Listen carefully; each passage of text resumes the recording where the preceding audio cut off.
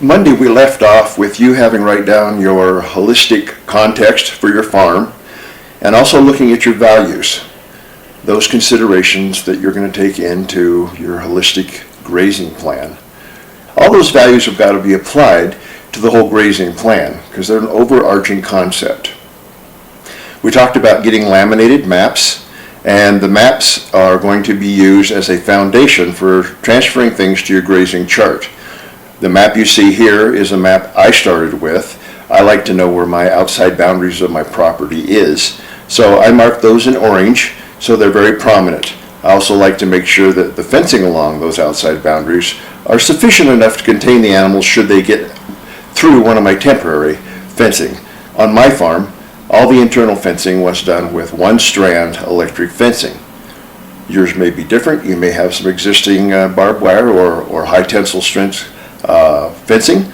You need to incorporate those in and mark them differently because they're handled differently. They're not mobile like a electric fence would be. Also, I mark my water sources, and when I'm marking my water sources, I also marked how big they were. Not if it was just a small little pond. Some of the ponds on my farm were all the way up to 5 acres. I use these so I'll know where I can draw water from. I actually had a Honda 2-inch that I pumped from, and I could pump and get water to almost every place on my farm. And I wanted to see the connecting roadways so you can move quickly, either by horseback or on a four-wheeler. I chose a four-wheeler because I also moved my mobile watering system with me in a trailer.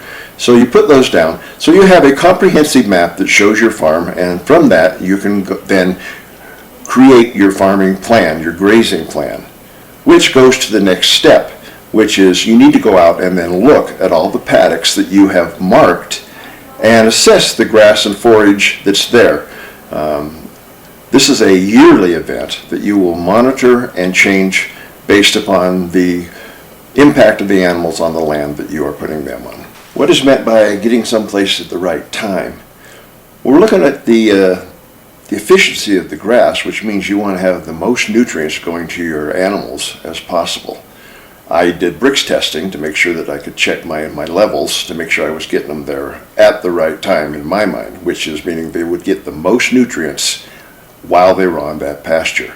The land itself impacts on this a lot because if you are moving along some areas, say along a stream bed where it's moist and the grass is very tall, it might mature a whole lot quicker than other places, which means the difference in rotational grazing is that you just mark out your numbers and you move from one to the next to the next. You can't do that under holistic management. You have to assess each pasture and figure out what is the right time to be there.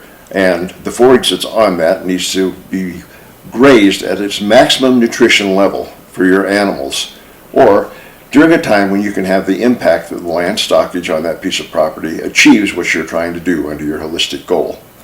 So we'll stop here for today. I think I've reached my time limit, and on Friday we'll talk more about this subject. So thank you for joining me.